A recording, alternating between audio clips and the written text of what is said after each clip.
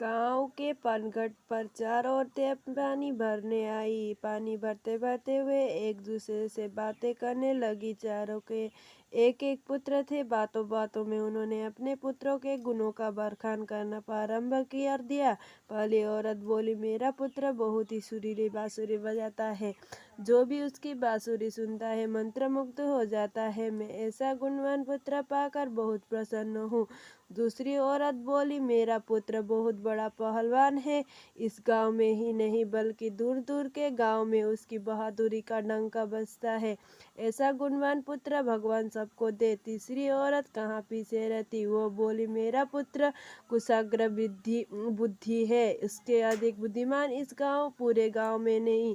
लोग अपनी समस्या लेकर उसके पास आते हैं। मैं ऐसा पुत्र पाकर धन्य हो गई। चौथी औरत ने आपकी बातें सुनी लेकिन वो कहा कुछ भी नहीं।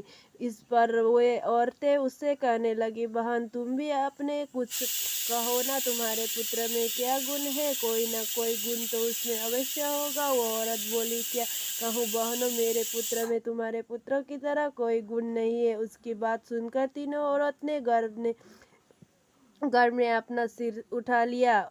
उस कुछ देर बाद सबसे पानी भर लिया और वापस जाने के लिए अपना अपना घड़ा उठाने लगी। उसी समय पहली औरत का पुत्र हाथ में बांसुरी लिए वहां से गुजरा। उसने देखा कि उसकी माँ पानी में से भरा घड़ा नहीं उठा पा रही, किंतु वो अनदेखा कर बांसुरी बजाते हुए वहां से चला गया। दूसरी औरत का पहलवान पुत्र कुछ ही दूर पर मृदंग घुमा रहा था। उसकी माँ कुएं से घड़ा उठाकर जैसे ही उतरी, उसका पैर फिसल गया। किसी प्रकार वो संभल गई, किंतु पहलवान पुत्र ने अपनी माँ को नजर उठाकर देखने के बाद भी उसके पास नहीं आया और अपनी कसरत में लगा रहा।